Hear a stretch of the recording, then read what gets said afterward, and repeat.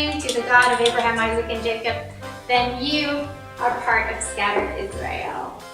And it is prophesied that one day Yah will plant you in the land. But until then, perhaps you'll get to visit.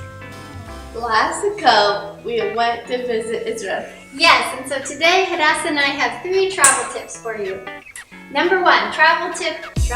Number 1 is how to say the word please. Please in Hebrew.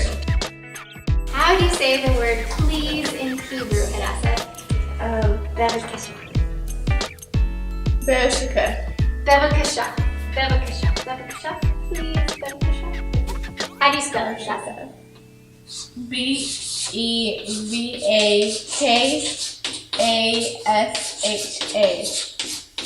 Bevakasha.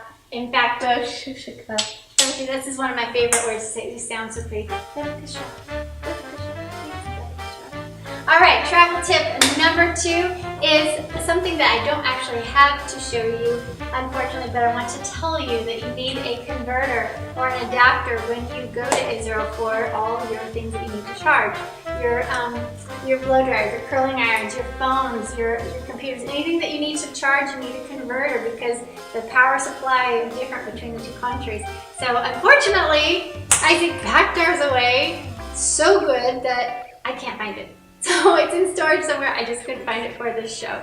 So travel tip for the day is get a converter. So travel tip number 3 is get the program Waze on your phone.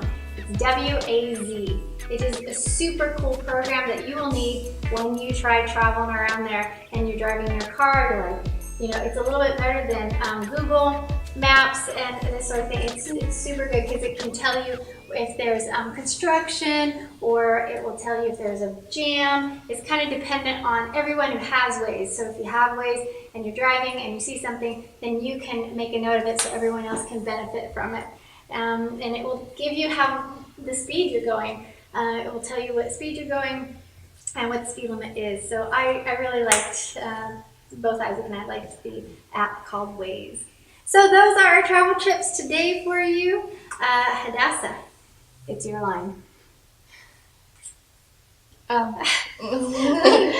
up! It's 105 degrees today outside. He's doing awesome. It's super hot. I can't wait to meet you in Israel. Yay! All right, so remember, it's his land. No matter what, people are living to it or on it right now. It's his land. And in the end, there's a prophecy that says the scattered will come back, clean it up, and call it home. God bless your journey to his land.